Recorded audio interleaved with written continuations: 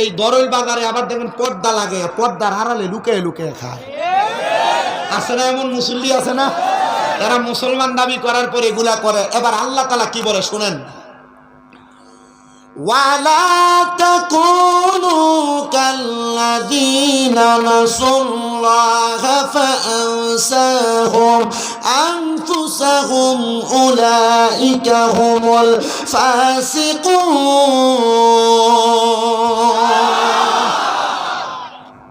মনে হয় খুব কষ্ট হয়েছে। আল্লাহু আকবার বল।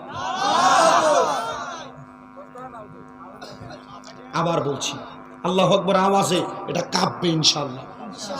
এত বড় বড় নেতা লোকে আছে, আপনি বোঝেন না? নেতার একটা পাওয়ার আছে না? আপনাদের একটু মহাব্বতে বলতে হবে না?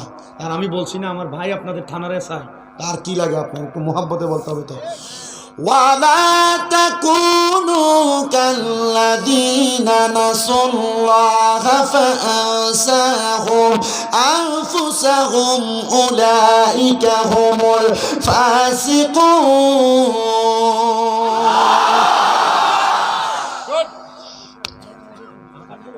মহব্বত, মায়া, এটা কোরআনের আলাদা আকর্ষণ। আল্লাহ তাআলা বলেন, ওয়ালা তাকুনু, তোমরা তাদের মতো হইও না, কাল্লাযীনা, যাহারা নাসুল্লাহ, আল্লাহকে ভুলে বসেছে, আল্লাহকে ভুলে গিয়েছে। আল্লাহ, এরা কারা? আমার আল্লাহ তাআলা ঘোষণা করে, ফাআনসাহুম, তাফসীরে জালালাইন শরীফ এবং কানজুল ঈমান ঘোষণা করতেছে, ও দুনিয়ার মানুষ, এরা হলো ওই ব্যক্তি যাদেরকে আল্লাহ ফাআনসাহুম, গোমরা বিপদে ফেলায় রাখছেন। হুজুর তারা কারা? যারা দুনিয়াতে মুসলমানও দাবি করে, হারামও খায়, মুসলমানও দাবি করে, নামাজও ছেড়ে দেয়, মুসলমানও দাবি করে পরের সম্পদ মেরে মেরে খায়, মুসলমানও দাবি করে রমজান মাস আসলে এদের রোজা রাখে না, কিন্তু এমন একটা ভাব ধরে মনে হয় তারা পাক্কা রোজাদার। আছে না নাই? আল্লাহ বলে ফাআনসাহুম, আমি এদেরকে বিপদে ফেলায় রাখছি। কোথায় ফেলায় রাখছেন? আল্লাহ কোথায় ফেলায় রাখছেন? বিপদে ফেলায় রাখছেন। হুজুর, ও হুজুর, আল্লাহ আর কি বলছেন এদের ব্যাপারে? আল্লাহ কয় ফাআনসাহুম আনফুসাহুম, এরা নিজের কথাই ভুলে গেছে। হুজুর কারা? দেখবেন সমাজের মধ্যে যে নামাজ ছড়ে না, তাকে যদি বলেন ভাই সাহেব নামাজে আসেন না, বলবে যাবই তো, একটু বয়স হোক, তারপরে নামাজটা একবারে ধরবো। ছেলেটা বিয়ে দেয়নি, তারপরে নামাজটা ধরবো। বেতন রোজা রাখেন না, বয়স তো অনেক হয়েছে, আহা একটু বয়সটা ভারী হয়ে গেছে, রোজা রাখতে পারি না, ডায়াবেটিস কিছুক্ষণ পরে পরে খাওয়া লাগে। অথচ দেখেন এ খাইতে খাইতে ফাগলা ডায়াবেটিস বানাইছে। কষ্ট হচ্ছে আপনাদের? দেখেন এলাকায় সুদখোর আছে না নাই?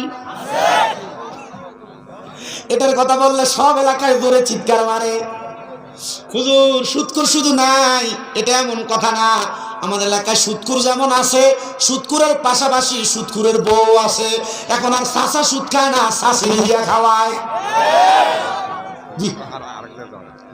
ও মুসলমান, ও নবীর উম্মতের দলেরা, আশিক রাসূল ভাই বাবাজিরা বন্ধুরা, এরা যারা সুদ খায়, খাইতে খাইতে এদের সিনাটা মরে গেছে, এদের রুহুটা মরে গেছে, এদের কলবটা মরে গেছে। মরে যাওয়ার কারণে এদেরকে আপনি যত বোঝান সুদ খাওয়া হারাম, এরা বলবে এটা খাওয়া হারাম আমি জানি, তবে এটা খাইলে আমার কাছে লাগে আরাম। কিন্তু এই লোকগুলা কবরে গেলে খাইবো আল্লাহ তাআলার বাটা। বাটামের নাম হলো আযাবুন শাদীদ, যন্ত্রণাদায়ক শাস্তি। এই জন্য সুদের ব্যবসা না করে এমন একটা ব্যবসা করেন যেই ব্যবসা আপনাকে যন্ত্রণাদায়ক শাস্তি থেকে বাঁচাবে।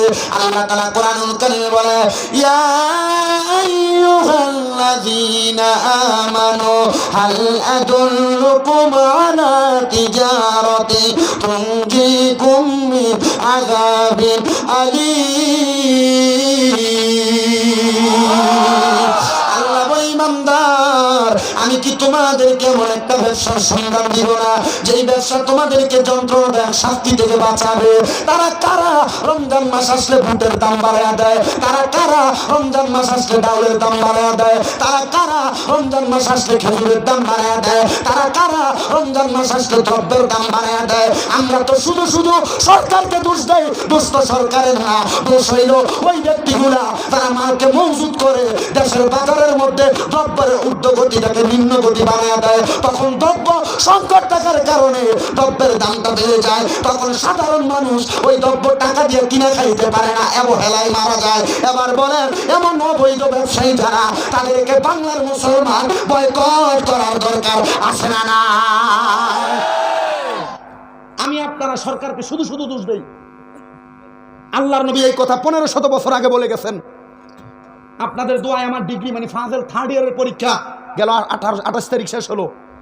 আমার ওই প্রশ্নের মধ্যে হাদিস কত সুন্দর একটা প্রশ্ন আসছে যে বাজারজাতকৃত দ্রব্যমূল্য গুদামজাত করার বিধান কি। তখন ওই জায়গায় দেখলাম গুদামজাত 2 ধরনের হয়। বলেন কয় ধরনের? 2 ধরনের হয় গুদামজাত। আপনাদের কি কষ্ট হচ্ছে নাকি? ওই সব ব্যবসায়ীদের কথা বলছি আমি, কিন্তু আমার ওয়াজের ধারাবাহিকতা আপনাদের কষ্ট হবে। আমার একটা অভ্যাস, আমি এক ওয়াজ দ্বিতীয়বার করতে পারি না। কেন? এই ওয়াজ যদি করি, আপনারা দেখছেন আমার সামনে কয়েকটা চোখ থাকে, এই চোখগুলাতে আমার ওই যে আমার চাঁদালি ভাই কই, ওই চাঁদালি আমাকে বলছে ভাই আপনি তো মাহফিল করুন অন্য জায়গায়, কিন্তু আমরা কিন্তু আপনারা প্রত্যেক দিনই ফেসবুকে দেখি, আপনার লাইভ চলে, ডেইলি দেখি। আমি চিন্তা করলাম ডেইলি দেখলে তো আমি যে ওয়াজ করি এরা এই ওয়াজ জানে না, এরা এই ওয়াজ জানে। আমি চিন্তা করি যে না, এই ওয়াজ করা যাবে না, আজকে নতুন একটা একমাত্র ওয়াজ করি। তো এই ওয়াজ করলে কাজে লাগবে, কারণ দেখবেন রমজান মাস আসলে তেলের দামটা একটু বাইরে যায় না, চিনির দাম বাইরে গেছে, খবর পান নাই? আসলে শুধু শুধু চিনির দাম বাড়ে নাই, এখন ফতুয়া লাগাইতেছে চট্টগ্রামে চিনির কল পড়ে গেছে গা, এজন্য চিনির দাম বাড়ছে। এটা মিথ্যা কথা, চিনির কল পুড়ছে ঠিক কথা, কিন্তু যে ব্যবসায়ীরা দাম বাড়াইছে এরা তো এর আগে তো এই মাল তো এই দামে কিনছে। কথা বলে না কেন? আপনাকে কষ্ট হইতেছে নাকি?